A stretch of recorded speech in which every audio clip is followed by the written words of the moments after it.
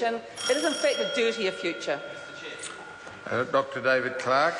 Mr. Chair, I rise to oppose this bill, and clauses 1 to 3 I could be tempted to support with a change of name to more nearly reflect the intentions of the bill, in my view. This bill modifies the emissions trading scheme, as we've heard, in a way that weakens it by extending the transitional period for polluters indefinitely, along with the agricultural sector into the scheme at all. It also makes various technical changes, and the bill is a disappointment.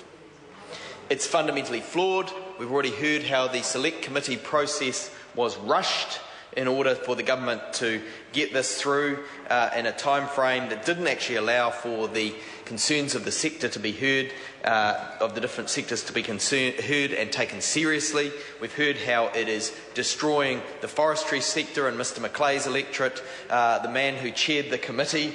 We've heard that it will not help us reach the government's target of 50% emissions reductions by 2050.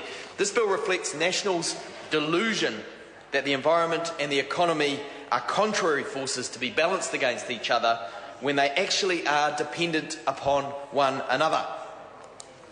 It increases the cost to taxpayers. So, Mr Chair, one suggestion for a name change would be the Climate Change Response Additional Cost to Taxpayers Bill, because under one calculation it increases the cost to taxpayers by $328 million. That's a conservative cost. Another estimate at the carbon cap price has an additional cost to taxpayers of $1.3 billion. That's what this bill does. For those who are watching at home, it increases the cost to taxpayers by subsidising polluters further.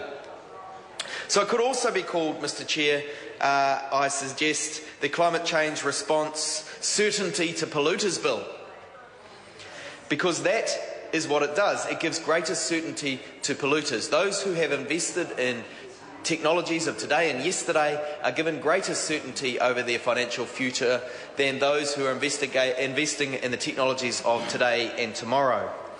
It's a tragedy because as we prepare our economy for the battles of yesterday, we are not putting ourselves in a good position to fight the economic challenges of tomorrow.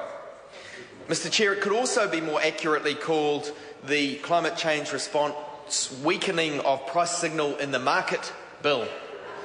That is the effect that it has. It weakens the signal in the market. It makes those who are doing good things in the market more wary about investing. The forestry sector, as we've heard, will be damaged by the changes in this bill. It's likely there'll be job layoffs. It's likely that that industry will suffer as a result of these changes. And so that weakening price signal has a very real effect and would well be a good thing to include in the title, to be very clear what the government is trying to achieve here. Another title change could be the Climate Change Response Weakening of New Zealand's International Standing Amendment Bill, because that is one of the other effects we've heard about. This bill makes New Zealand a laughingstock.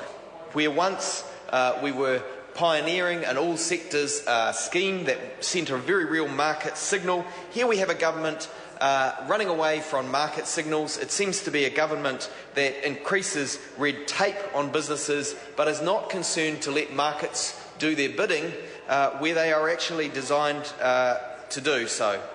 This weakens the market. It collapses in New Zealand effectively the market in the units that would be traded to battle emissions worldwide.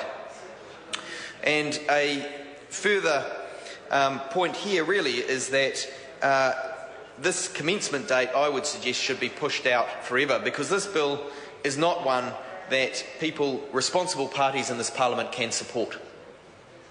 This bill is an irresponsible bill that sees New Zealand backpedaling on its commitments, that sees New Zealand not doing its fair share, and that makes us a target for international ridicule.